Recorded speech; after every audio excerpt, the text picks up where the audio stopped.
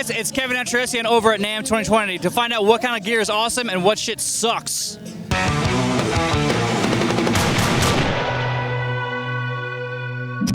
All right, so I'm here with the wonderful Reinhold Bogner. Is it on? Are we rolling? We're not going to repeat this thing. Okay? No, this is one and done. Yeah. We're professional here. Well, semi-professional. My name is Kevin. Hey, nice Good to. morning. We've met before, but you know it's NAMM. You never remember anybody, right? So, thank you. Yeah. So I have an Ecstasy anniversary at my studio. Love it. Use it all the time. Cool. And it's phenomenal. Super versatile. You can do literally anything on that amp. You know. Glad to hear. Thank you. Some of my engineers think it's the best clean sound out of all the group. We have a massive wall of like great amps, boutique stuff. Oh, and, yeah? Okay, cool. It ranks very highly amongst them. Nice. With that said, my audience, the small audience we have, has a few questions for you. Growing by the minute. Yes, right, fantastic. So the first question would be for you, what is your favorite amp that you've ever made and why? You know, it's probably the next one I'm going to make. It's the one I haven't created. You know, it's always, you know, like the unexplored is more interesting than whatever you already did. Yes. I mean, I really don't have a favorite. Sometimes it's the latest one, but then you plug in an old one you haven't played for a while and it's like, wow, that shit's good too. I don't know. Really, it's like, and it depends from what kind of, you know, what kind of mood you're in at the time. I stand behind all my amps, you know, so yeah, it's really hard to pick a favorite. You know, so. Okay, let me phrase it like this maybe. If you go Desert Island, you only get to have one for the rest of your life. Of your line, what's it going to be?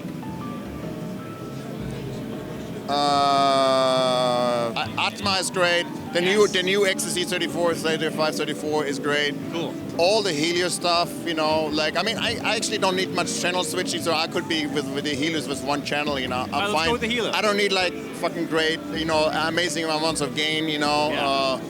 So yeah, I mean, but you know that the size of the Helios is big, so like the new amp would be like more transportable. So like if transportability is an issue, you know, the new amp, but if transportability is not an issue, then any of the Helios, you know, Eclipse or Helios 50 or 100, you know, are great, you know. One channel, you crank it and it's there and it cleans up when you turn it down, you know. Sounds awesome. Kind of all basics, you know. Yeah, okay, so you heard it here, guys. Well, you know, that's it.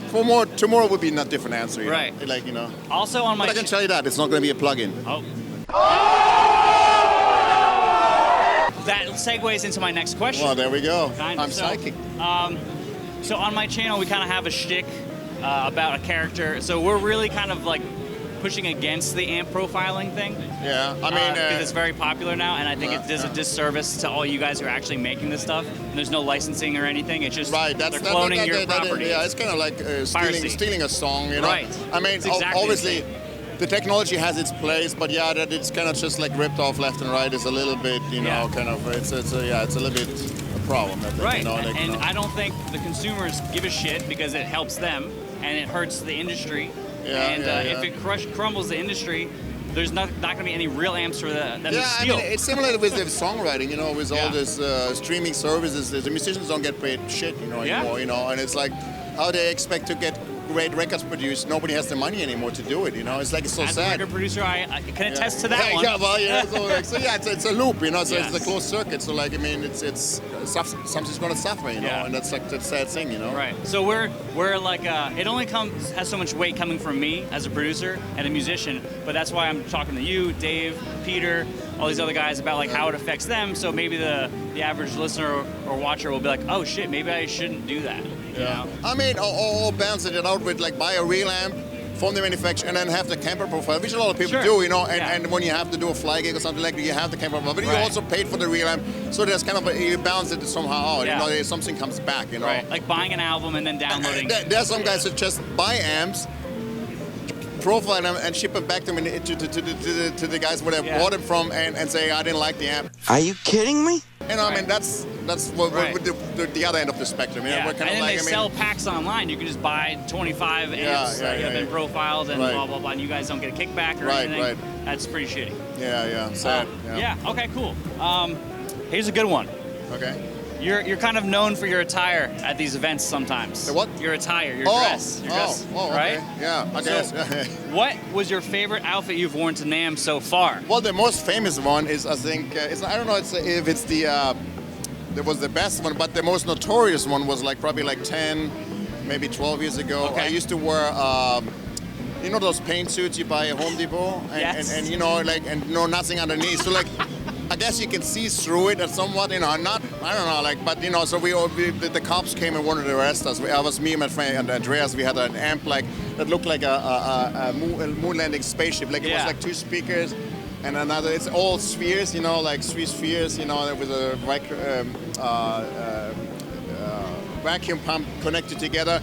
And that was kind of like the kickoff for that amp, you know, which was more like an experiment. And then the cops came, they wanted to arrest us, you know, because like indecent exposure, which is ridiculous. I mean, no sense of fashion, these guys. Yeah. None.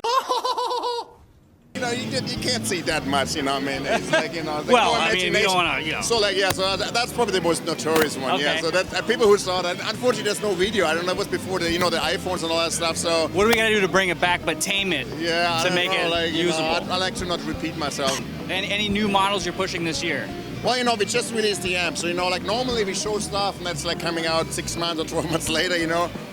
This one, the new XC35, 34, we just released and actually shipped the first 50 already starting in December last year. And then we have the new packaged transformer pedals that have, you know, like an audio transformer in it. It used to be the Neve thing, but, you know, that we changed it now and it's like no more Neve. But it still has a transformer, smaller package and a little bit lower price point.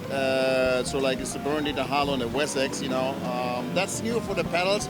And then, well, we have more stuff coming later on this year. It's just like it wasn't ready to show, to be manufactured. Yeah. So like in the summertime, we'll have another pedal, you know, like a Shiva pedal and a tube pedal. That's very exciting. The tube pedal, I'm very excited about it. It's like it's a complete preamp with tubes, you know, no gimmicks, like no diode clipping and things like that.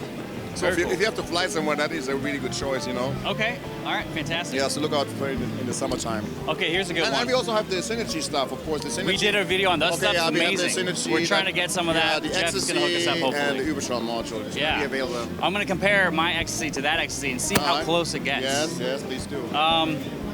Here's a good one. What's up, baby? We definitely showed the Bogner modules yesterday. We just talked